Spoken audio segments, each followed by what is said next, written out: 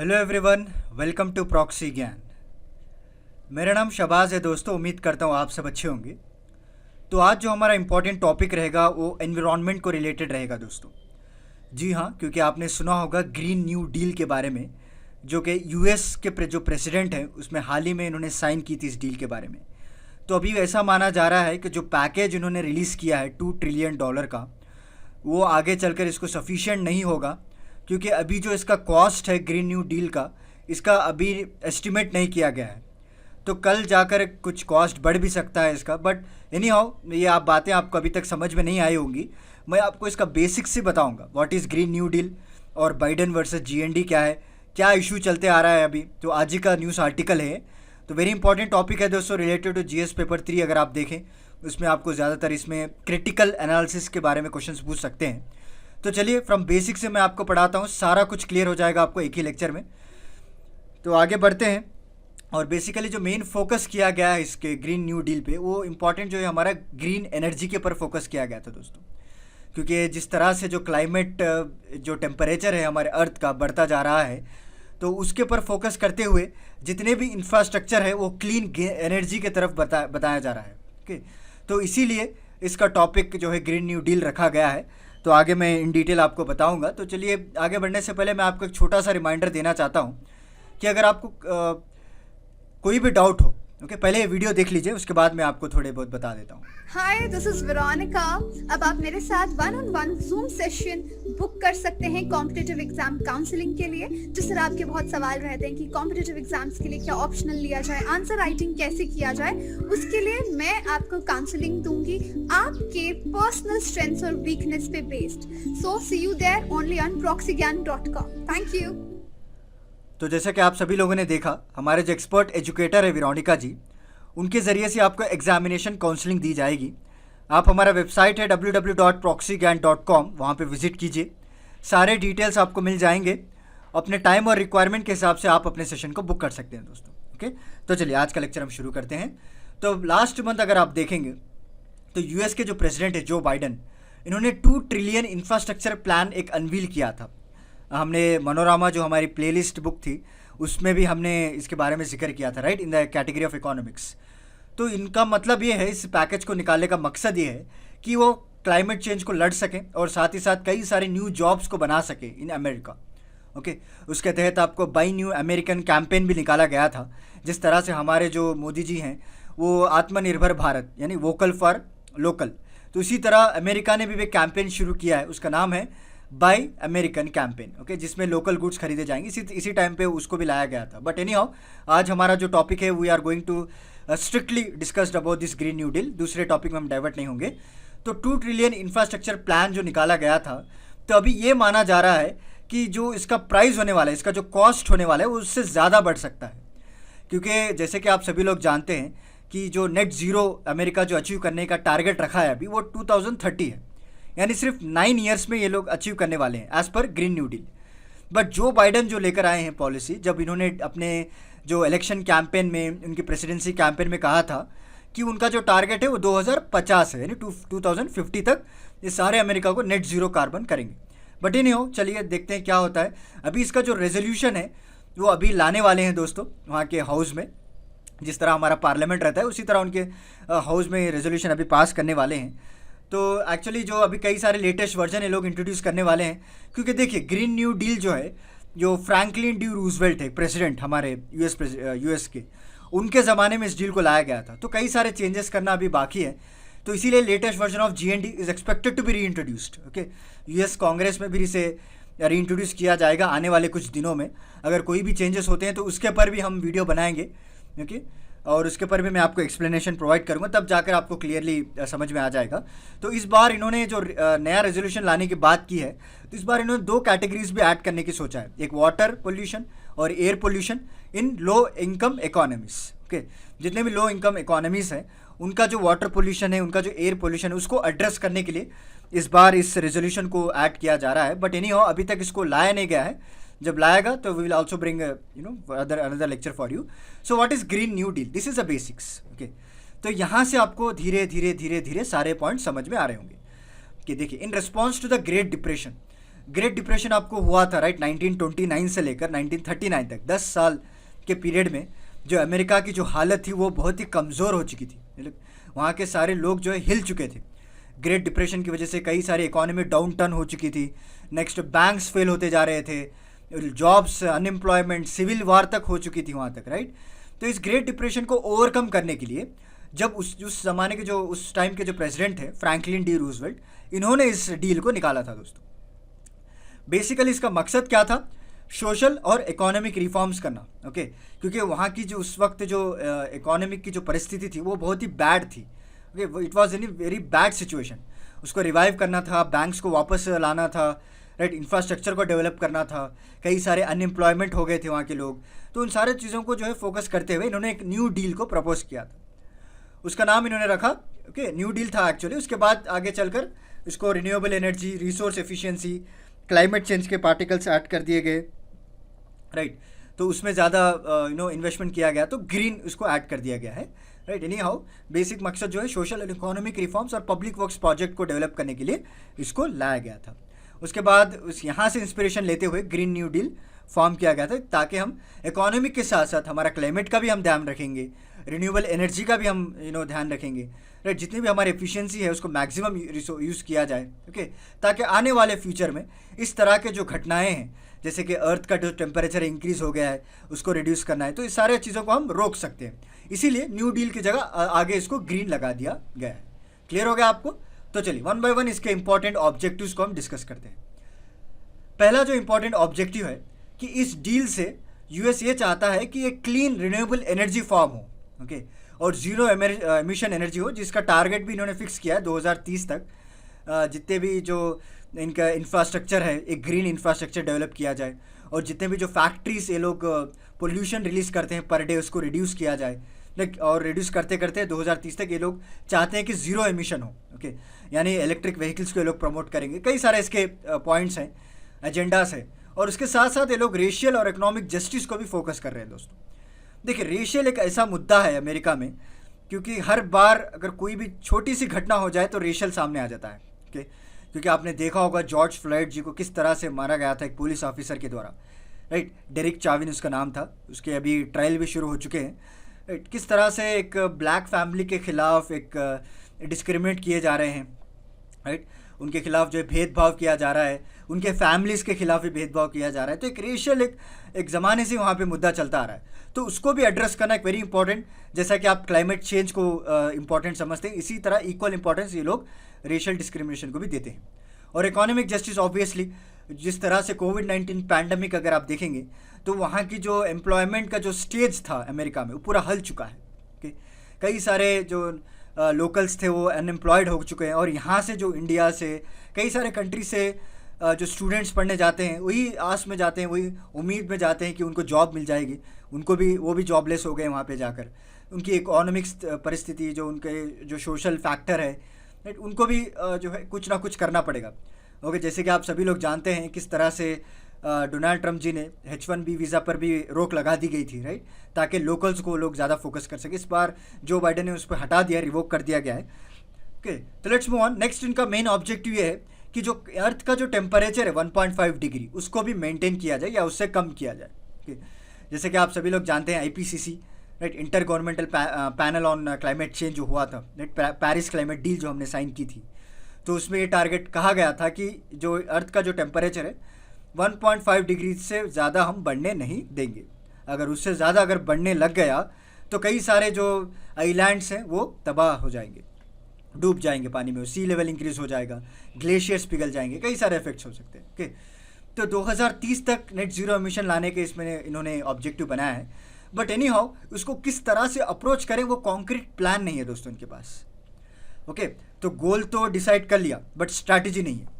इसीलिए मैं बताता हूँ ना कि काउंसलिंग के टाइम में मैं आपको कभी कभी बोल देता हूँ, जब हमारे एक्सपर्ट एजुकेटर का जो वीडियो दिखाते हैं उस वक्त बोलता हूँ कि आपके पास तो गोल है, मैं ये बनना चाहता हूँ, वो बनना चाहता हूँ, बट आपके पास क्या स्ट्रैटेजी है, क्या आपके पास प्लान है, किस तरह से एड्रेस करना चाहेंगे राइट। तो इसी सेम हालत डेमोक्रेट्स की भी है दोस्तों। अभी इन्होंने तो कई सारे एजेंडास बना लिए, कई सारे ऑन द पेपर सब कुछ लिख लिया, but how to approach it. क्योंकि 2018 में अगर आपने देखा होगा एक सनराइज मूवमेंट हुआ था, सो देखिए, sunrise movement is nothing but, उसके बारे में आपको थोड़ा बता देता हूँ। It's a youth led American political organization, एक तरह से आप प्रेशर ग्रुप समझ सकते हैं। ओके, सो प्रेशर ग्रुप का काम क्या है कि पॉलिटिकल जो पार्टीज है उनके ऊपर प्रेशर लेकर आना, और जितने भी इंपॉर्टेंट एजेंडास है उसके ऊपर ये लोग इनका डाइवर्ट करते हैं फोकस को। ओके, सो प्रेशर ग्रुप्स का मेन मकसद यही है। तो 2018 में जब एनवायरमेंटल ग्रुप एक फॉर्म हुई थी जिसका नाम था सनराइज मूवमेंट, तो उन्होंने जो हाउस के जो स्पीकर थे नैंसी पेलोसी, ऑफिस को जाकर डिमांड की है कि ताकि आपका जो फोकस है, आपको जो ऑब्जेक्टिव्स है वो एनवायरमेंटल क्राइसिस के ऊपर डाइवर्ट कीजिए। उसी के चलते हुए आगे चलकर एक ग्रुप ऑफ डेमोक्रेट्स को बनाया गया, इन सनराइजर्स भी मेंबर थे उसमें, और एक कमेटी को डिज़ाइन करने की बात की गई थी ताकि एक सेपरेट कमेटी हो इस डील को आगे बढ़ाने के लिए। राइट, क्या क्या मेन एजेंडास होंगे, किस पर अभी अर्जेंटली फोकस करना पड़ेगा, चाहे वो पोल्यूशंस हो या इंफ्रास्ट्रक्चर के पर या ऑटोमोबाइल्स के पर, किसके पर ज़्यादा फोकस करना पड़ेगा, ये सारे कुछ एक कमेटी डिसाइड करेगी। उसमें आपको थोड़े सनराइज मेंबर्स के भी प्लेस रहेंगे इस कमेटी में। एंड नेक्स्ट चलिए, और उसके बाद जो है जब रेजोल्यूशन लाया गया था, ओके, तो यूएस ने क्या कहा कि हम एमिशंस को रिड्यूस करेंगे, बट इनका जो टारगेट था वो टारगेट बहुत ही जल्दी, यानी बहुत ही आगे फिक्स कर लिया था by 2030। Okay, the main goal is to reduce American green house to net zero by 2030। इस टारगेट डेट को लेकर कई सारे रूमर्स और कई सारे आलोचनाएं भी आए हैं दोस्तों। Republican parties, obviously opposition party जो है उंगलियां उठाएगी ना। 2030 इज़ वेरी नियरेस्ट टारगेट है, अचीव करना is not possible to achieve it. Okay, so उसके बाद इन्होंने कई सारे टारगेट्स भी रखे हैं उस वक्त तक के लिए। जॉब्स को क्रिएट करेंगे, एक यूनिवर्सल हेल्थ केयर को लाया जाएगा, जैसे कि आप सभी लोग जानते हैं कि यूनिवर्सल हेल्थ कवरेज जो WHO के द्वारा चलाया गया है, राइट, तो उसमें जो है हेल्थ कवरेज में कई सारे लोगों को जो है इंश्योरेंस दिया जाएगा, proper doctor facility, hospital infrastructure सारा कुछ प्रोवाइड किया जाएगा। एंड हाई मिनिमम वेजेस लाने की बात की गई है, राइट, और यूएस के जो पब्लिक ट्रांसपोर्ट है उसको भी इंटीग्रेट किया जाएगा थ्रू इलेक्ट्रिकल मॉडल। ओके, ये भी इन्होंने बात की है। बट अगर आप प्रेजेंट स्थिति की बात करें, यानी सिर्फ 2030 और 2021, सिर्फ 9 ईयर्स का डिफरेंस है अभी। अगर आप प्रेजेंट पोजीशन की अगर देखें, so according to the reports, तो जो बिल्डिंग्स है यूएस में वो आपको 40% ऑफ एनुअल कार्बन एमिशन करते हैं दोस्तों। ओके, हर साल 40% ऑफ एनुअल कार्बन कमीशन निकलता है इनके, जो बिल्डिंग्स अभी यूज़ कर रहे हैं। तो ऐसा नहीं लगता कि आपको बहुत जल्दी टारगेट फिक्स कर लिया गया है, क्योंकि इतना 40% एक 9 साल में कम करना it's very difficult to achieve. ऐसा नहीं कि अचीव नहीं कर सकते, but very difficult to achieve. Okay, तो proposal aim to reduce the emission by implementing zero carbon standards. जो इनका इंफ्रास्ट्रक्चर है, सारा इंफ्रास्ट्रक्चर आपको फिर रीइंस्टेट करना पड़ेगा, फिर से नया बनाना पड़ेगा, नई बिल्डिंग्स बनानी पड़ेगी according to green energy they have to develop. Okay, और जितने भी फॉसिल फ्यूल इंडस्ट्रीज़ हैं, सो उनको डाइवर्ट करना पड़ेगा, क्योंकि अगर जो सडनली अगर ये लोग अप्लाई कर देंगे, जो जॉब्स है वो भी जाने लगेंगे लोगों के, राइट। जितने भी लोग हैं वो जो इंडस्ट्रीज़ में काम करते हैं, राइट, उनकी रोजी रोटी उस इंडस्ट्री से चलती है। सडनली इस तरह से चेंज ला जाए तो उनको भी जो है धक्का लगेगा, वो भी जॉब्स नहीं रहेंगे, स्पेशली वहाँ के रूरल एरियाज़ में जो वर्कर्स हैं, जो लेबरर्स हैं वहाँ के, तो उनको पहले एक डाइवर्ट करना पड़ेगा, पर्टिकुलर एक प्रॉपर एनवायरनमेंट क्रिएट करना पड़ेगा, वर्क एनवायरनमेंट, उस तब जाकर ये कई सारे चेंजेस ला सकते हैं इसमें, राइट। ऐसा नहीं कि रात रात आपने इम्प्लीमेंट कर दिया और रात दूसरे दिन ही आप इसको जो है अमल में ला देंगे। देखिए, सो इसीलिए एक ग्रीन न्यू डील लाया गया था, ताकि जो इकोनॉमी है, वहाँ का पब्लिक सेक्टर है, जो लोअर और मिडिल क्लासेस लोगों के लिए पहले जॉब्स क्रिएट करें, पहले उनको डाइवर्ट किया जाए, उसके बाद जो है हम एमिशंस के ऊपर और कई सारे global emissions, net zero carbon target के ऊपर हम फोकस करेंगे। तो इसीलिए GND का जो टारगेट है वो थोड़ा जल्दी तय कर दिया गया था इनके हिसाब से।